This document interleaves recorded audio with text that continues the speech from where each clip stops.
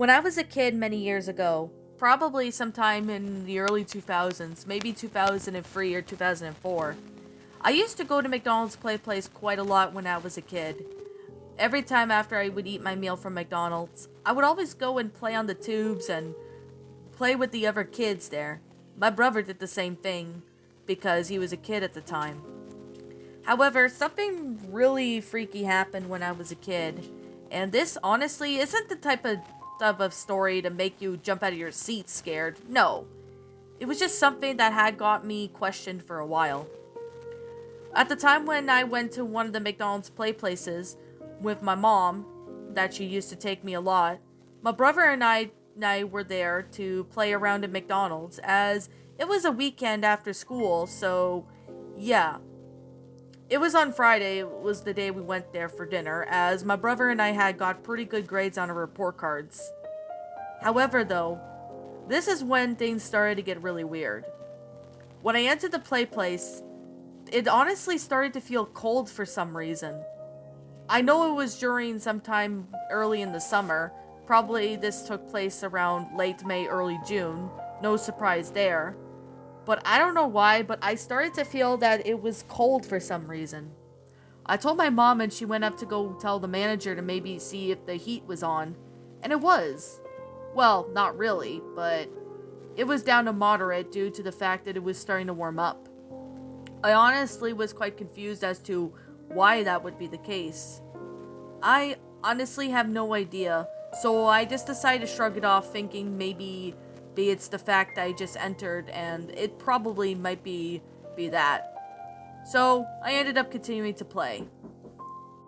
While playing in the play place, I noticed that inside the tubes were starting to feel a bit cold too. I honestly was quite confused at this point because I didn't really understand or know about it. Like, when I was a kid playing at McDonald's, I never actually felt anything cold. But this is when things started to get really weird. About the time when I was just about to go inside the tube, I ended up hearing some footsteps. Sounded as if someone was already in the tube.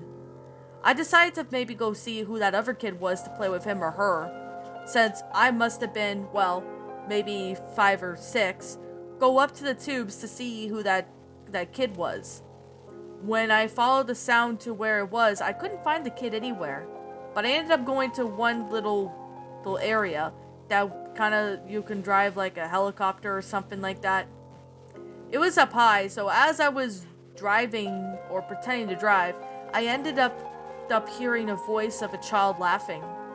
It came from one of the slides of the tube, so I ended up going over to the biggest slide. But however though, when I got there was no kid. It was obviously no sound of a kid, but then I heard the child's laughter again down the slide. I ended up going through there, but I heard the laugh got louder and louder as I went down. When I finally exit out, I ended up telling my mom that there was somebody in there, or at least I heard laughter of a child. My mom thought I might have been making up a story, so maybe she must have thought I was imagining things. I heard it again when I went in the tube again, and so I decided to go and tell the employee of McDonald's about it. They said they couldn't find any trace of a child in there, even if I described the laugh and all that.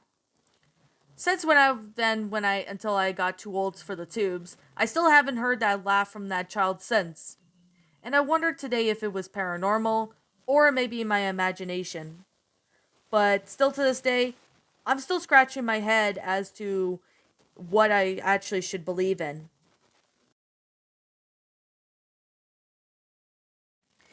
When I was a kid, this happened about maybe sometime in 2007 or 2008. It was in one of the summer days, and I used to go to one of my friend's house who lived not far from where I was living at the time.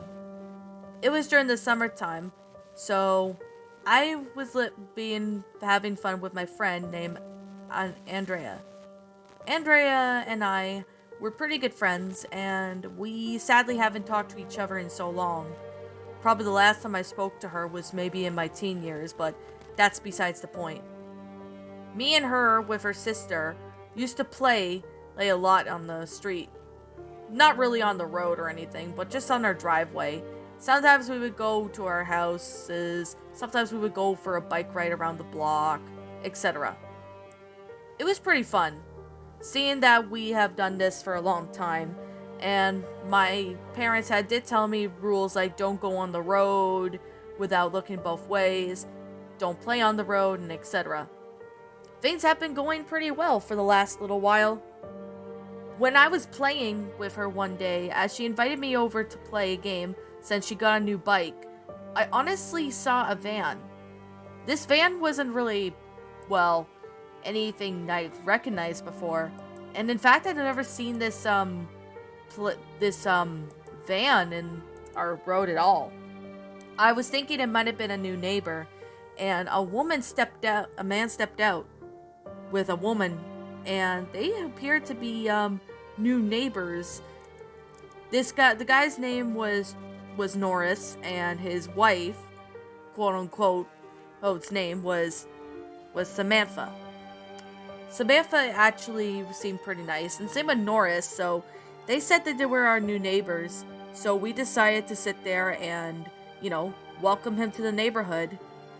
We asked when he moved in, and he said he moved in about maybe a few years ago. So, it was honestly something really strange. It was a red flag. If he lived there a few years ago, how would he be new in the neighborhood? Unless he changed to a different neighborhood not too long ago, that could be a possibility.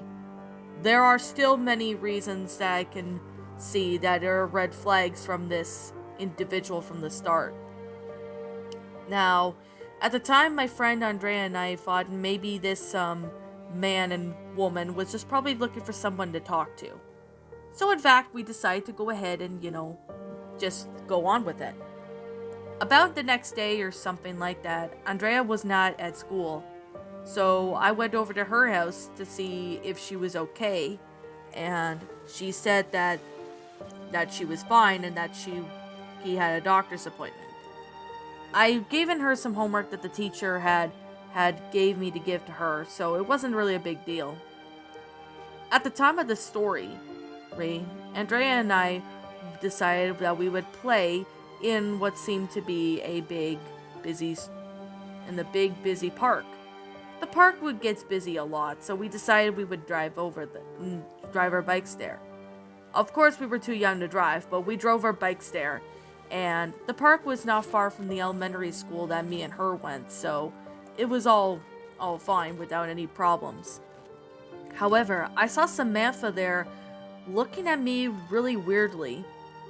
I honestly don't know why she was looking at me, but Samantha was looking at me with a really weird smile. I honestly continued to ignore her, thinking that maybe Samantha must be out of her mind or something. Then Andrea looked over to see that Samantha was taking a black garbage bag. I honestly don't know what was in the garbage bag. I thought she must have been working maybe at the community center. Maybe just take out the trash at the parks or something. That's what I was hoping that would be the case. But unfortunately that's not the case, because we smell a really foul odor. Andrea and I decided we would quietly sneak by her to see what she had planned. As we followed her very slowly without her noticing, we ended up seeing that there was a trail of blood.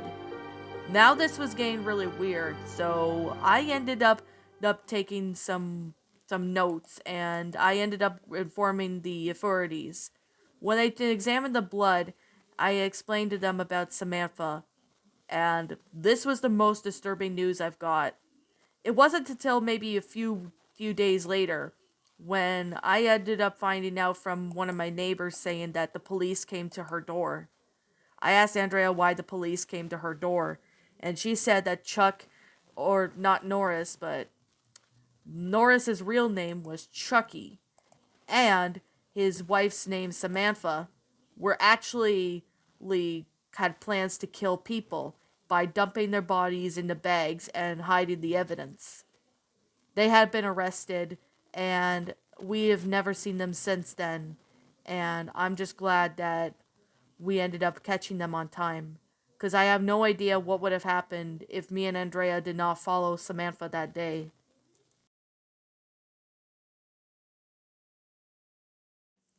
This happened to one of my friends named Roxanne when she was about 10 years old. Now, this took place when her family were driving down a road as they were heading their way to the US borders. This was during the summer of 2009, so it was shortly before Roxanne's birthday when they decided to take a trip to the USA for at least 2 weeks. They were going to stay at Florida, so they were on the highway all the way going down to the US. As they were getting close to the US border, there was a large freight truck that was going the other way, but he seemed to be pulled over.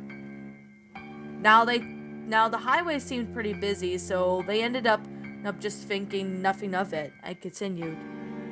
But it wasn't until maybe when they got to a really quiet road in the US. I think it might have been somewhere in Ohio or something. That same freight truck that they saw was parked on their side, but ahead of them. Obviously, Roxanne's dad pulled over, thinking that maybe the guy needed help. But as soon as he got over there, he couldn't see anybody in the truck, which obviously was very surprising.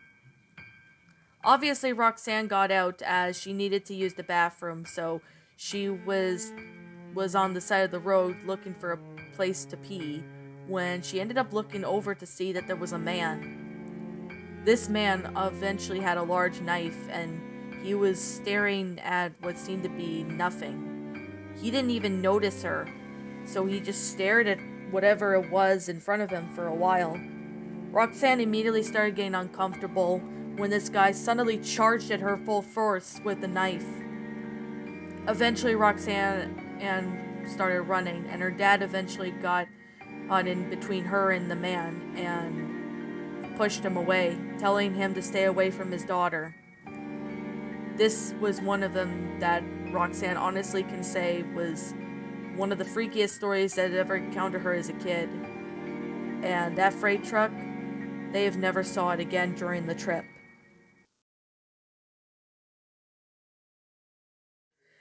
My friend Megan was about maybe 7 or 8 years old, and she and her family used to go camping quite a lot.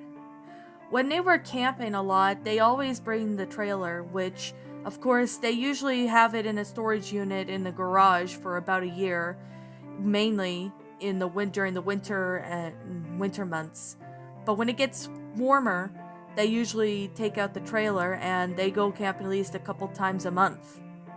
Which I mean, a couple times a month is they would go camping a few times a month in June, July, and even a bit of August, and sometimes in September.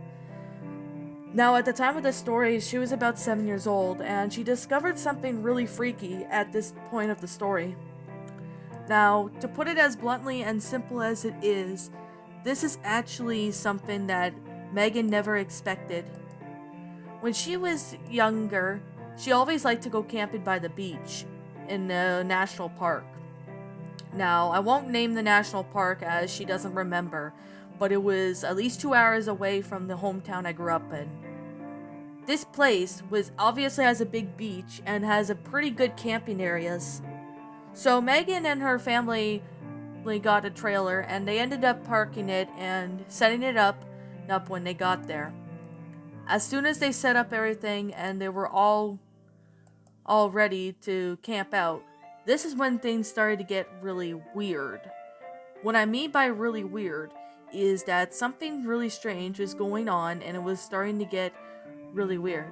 I don't really know, but Megan had no idea what it was, and honestly, it honestly starts to get on her nerves when she realizes that something was wrong. She honestly looked over the trees and she couldn't really see much people as the other camping spots they took were busy, so they picked a quiet area to camp out.